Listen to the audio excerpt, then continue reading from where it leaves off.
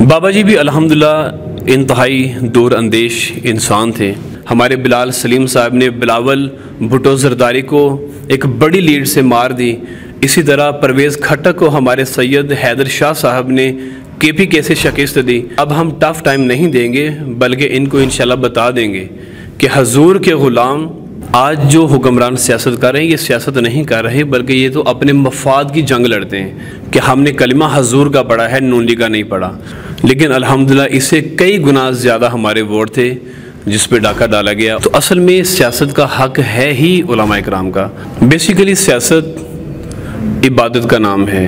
अब जो कायदीन ने फैसला किया है उनका फैसला हमारी सर आंखों पे है। नवाए इंसान NI न्यूज की वीडियोस देखने के लिए हमारा चैनल नवाए इंसान सब्सक्राइब कीजिए और बेल आइकन पर क्लिक कीजिए ताकि हर नई वीडियो से आप बाखबर रह सकें। अस्सलाम वालेकुम नाजरीन, मैं हूं आपका मेज़बान अब्बास अली खोखर और आप देख रहे हैं नवाए इंसान। नाजरीन, आज हम मौजूद हैं PP 168 में और हमारे साथ जो आज के मेहमान हैं वो PP 168 की सियासी शख्सियत हैं जो किसी तारुफ की मोहताज नहीं है। पाकिस्तान तहरीक लब्बैक के मरकज़ी रहनुमा जनाब साजिद महमूद साहब जो कि यहाँ से MPA का इलेक्शन भी लड़े हैं, उनसे बात करते हैं कि आज का जो टाइम है वहाँ पे जो तहरीक लब्बैक की जो हुकूमत के साथ माहिदा हुआ था उस माहिदे में तौसीक़ की हिकमत अमली क्या है और ये माहिदे में तौसीक़ क्यों की गई, आज उनसे गुफ्तगू करते हैं। अस्सलाम वालेकुम। वालेकुम अस्सलाम वरहमतुल्लाह। साजिद साहब, आप कैसे हैं? अल्हम्दुलिल्लाह ठीक ठाक। साजिद साहब, 17 फरवरी का टाइम था हुकूमत के साथ, 3 माह पूरे हो गए हैं। ऐसा क्या हुआ है, ऐसी क्या हिकमत थी कि जो माहिदे की तौसीक़ है उसको मानना पड़ा? जैसे कि आप सबको पता है कि अल्हम्दुलिल्लाह तहरीक लब्बैक या रसूलुल्लाह पाकिस्तान, इसका मिशन नबी पाक सल्लल्लाहु अलैहि वसल्लम की ख़त्म नबूवत और इस दोनों मुझ पे पहरा देना है। और इसके साथ साथ ये मुल्क पाकिस्तान की वाहिद अकलौती सियासी जमात है कि जो पुरअमन जमात भी है और पाकिस्तान की खैर ख्वाह जमात है। हम ये चाहते हैं कि मुल्क पाकिस्तान तरक्की करे और इसकी तरक्की की राह में कोई भी रुकावट ना बने।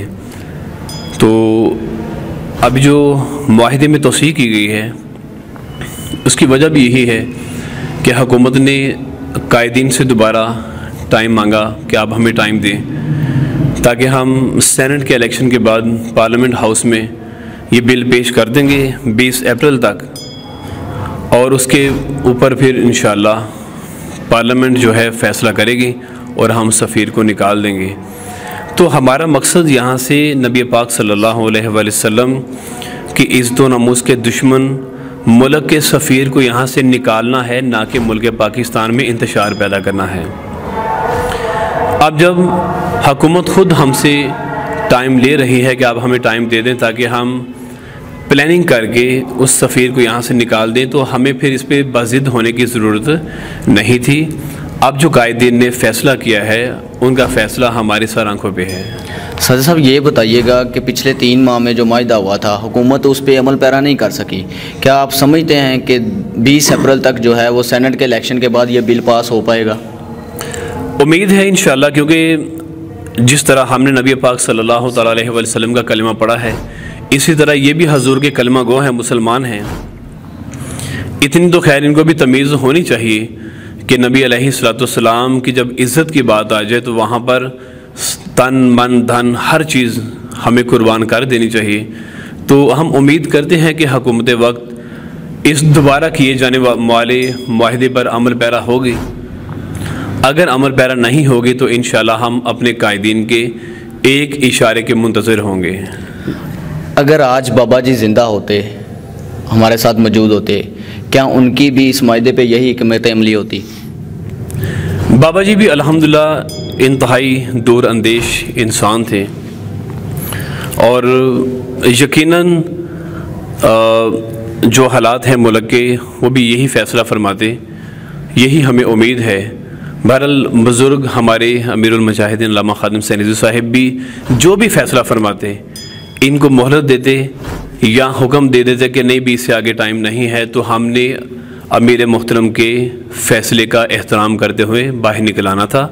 क्योंकि हम सब लोग अपने मरकज़ के पाबंद हैं, चाहे वो अमीर मोहतरम खादिम हुसैन रिजवी रहमतुल्लाह ताला अलैह हों या अमीर मोहतरम हाफिज़ मोहम्मद साद हुसैन रिजवी साहिब हों, हम अपने मरकज़ के पाबंद हैं।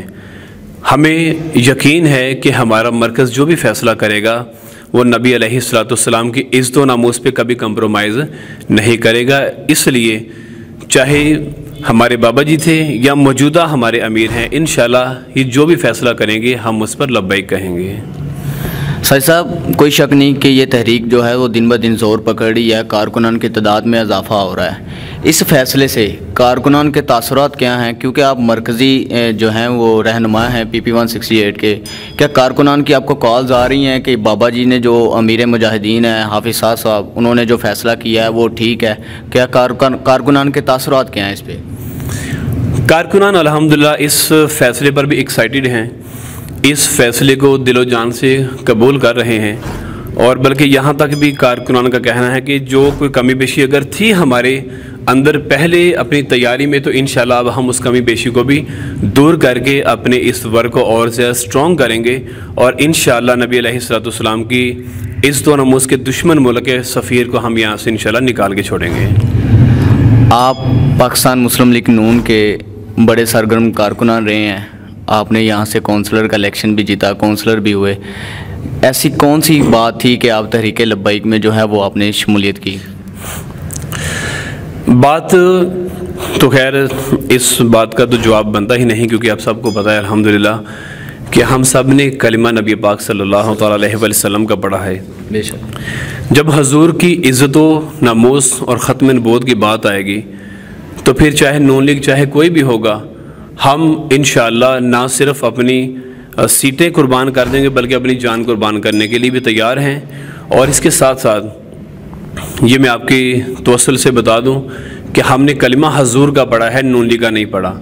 इसलिए चाहे नून लीग है, चाहे PTI है, चाहे कोई भी है, जो भी नबी अलैहिस्सलाम की ख़त्म नबूवत पे हमला करेगी या नबी अलैहिस्सलाम की इज़्ज़त व नामूस पे हमला करेगी तो उनके लिए हमारे दिल में कोई नरम गोशा नहीं होगा। सर साहब, ये बताइएगा कि 2018 के इलेक्शन में आपने बड़े पुरजोश तरीके से जो थी वो इस तहरीक का साथ दिया। थोड़ा ही अरसा हुआ था, 1 साल के अंदर अंदर आपका ये पहला इलेक्शन था पाकिस्तान तहरीक लब्बैक का। 26 लाख के करीब आप लोगों ने वोट लिया। 2023 के इलेक्शन को आप कैसा देख रहे हैं? ये जो 26 लाख वोट वाली बात है, ये तो वो वोट है कि जो इलेक्शन कमीशन ने शो किया था, लेकिन अल्हम्दुलिल्लाह इससे कई गुना ज़्यादा हमारे वोट थे जिस पे डाका डाला गया और हमें वो हमारे वोट मतलब शो नहीं किए गए। और रही बात 2023 की, तो इंशाल्लाह हम पहले से ज़्यादा स्ट्रॉन्ग होके पब्लिक में आएंगे और इंशाल्लाह अब हम यहाँ से विन भी करेंगे। विनिंग की अगर बात की जाए तो पहले भी अल्हम्दुलिल्लाह हमने विन किया था कि जैसे आप सब ने देखा होगा कि इलेक्शन डे पे रात के टाइम PP लेवल की 64 सीट्स TV पे चल रही थी कि 64 सीटें तहरीक लब्बैक पाकिस्तान ने हासिल कर ली हैं। इसके अलावा हमारे डॉक्टर शफीक अमीनी साहब जो KPK के प्रेसिडेंट हैं, अमीर हैं, उन्होंने वहाँ से इलेक्शन विन किया। हमारे बिलाल सलीम साहब ने बिलावल भुट्टो जरदारी को एक बड़ी लीड से मार दी। इसी तरह परवेज़ खट्टक को हमारे सैयद हैदर शाह साहब ने KPK से शिकस्त दी। इसी तरह हमारे पीर सैयद अफजाल शाह साहब ने भी अपने मदे मुकाबिल जो बंदा खड़ा था उसको बड़े मार्जिन से हराया था। लेकिन जो एक प्री प्लान ये इलेक्शन चल रहा था उस बुनियाद पे उन्होंने हमारे जीतने वाले साथियों को भी सीट्स नहीं दी। जो सीटें थी वो इन्होंने हमसे 2 नंबरी करके छीन ली। तो इंशाल्लाह अब जब हम नेक्स्ट आएंगे तो पहले से भी ज़्यादा तैयारी के साथ आएंगे और इंशाल्लाह पहले भी हमने टफ़ टाइम दिया था और अब हम टफ़ टाइम नहीं देंगे बल्कि इनको इंशाल्लाह बता देंगे कि हजूर के ग़ुलाम नबी पाक सल्लल्लाहु अलैहि वसल्लम का दीन तख्त पे लाकर छोड़ेंगे। साजिद भाई, ये बताइएगा कि इस्लाम और सियासत का जो ताल्लुक़ है उसको आप किस तरह देख रहे हैं? बेसिकली सियासत इबादत का नाम है।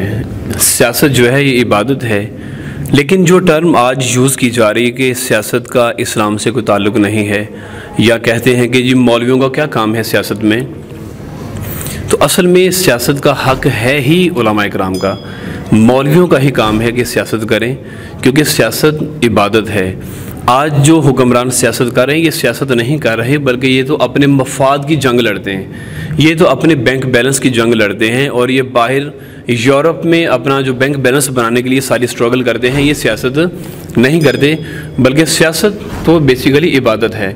तो इंशाअल्लाह जब तहरीक लब्बैक पाकिस्तान हुकूमत में आएगी तो हम इंशाअल्लाह इनको दिखाएंगे कि सियासत का और इस्लाम का आपस में ताल्लुक़ क्या है। साजिद साहब, आपके कीमती वक्त का बहुत बहुत शुक्रिया।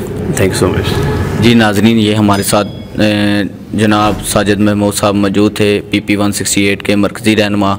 उन्होंने ये बात को वाज़िया कर दिया कि मायदे की तोसीह क्यों की गई, इसके पीछे क्या वजूहात थी और आइंदा इलेक्शन में इनका क्या लाहेअमल होगा। अगर हुकूमत ने 20 अप्रैल तक इनके मुतालबात जो है वो ना माने, सफ़ीर को ना निकाला, तो इनका अगला लाहेअमल क्या होगा। वो मीर मुजाहिदीन साद रिजवी साहब की जो आवाज़ होगी, जो उनकी इनके लिए कॉल होगी, उन पर ये लब्बैक कहेंगे। इसी के साथ अपने मेज़बान अब्बास खोखर को इजाज़त दीजिए। अल्लाह हमें नासिर।